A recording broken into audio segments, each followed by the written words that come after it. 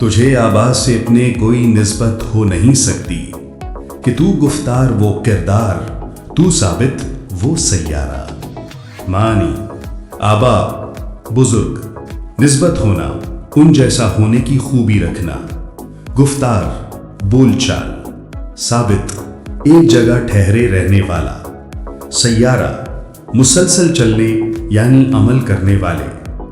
تشریح: علامہ محمد اقبال رحمۃ اللہ علیہ فرماتے ہیں کہ تجھ میں تیرے آباء و اجداد کی کوئی بات نظر نہیں آتی، تو اسلام سے بہت دور جا چکا ہے اور اسلامی اقدار تجھے بوجھ لگتی ہیں۔ مسلم عورت میں پردے نام کی کوئی چیز نہیں رہی، وہ تو آج بازاروں میں کھلے بال گھومتی ہے اور دن بدن مغربی عورت کی طرح بے لباس ہوتی جا رہی ہے۔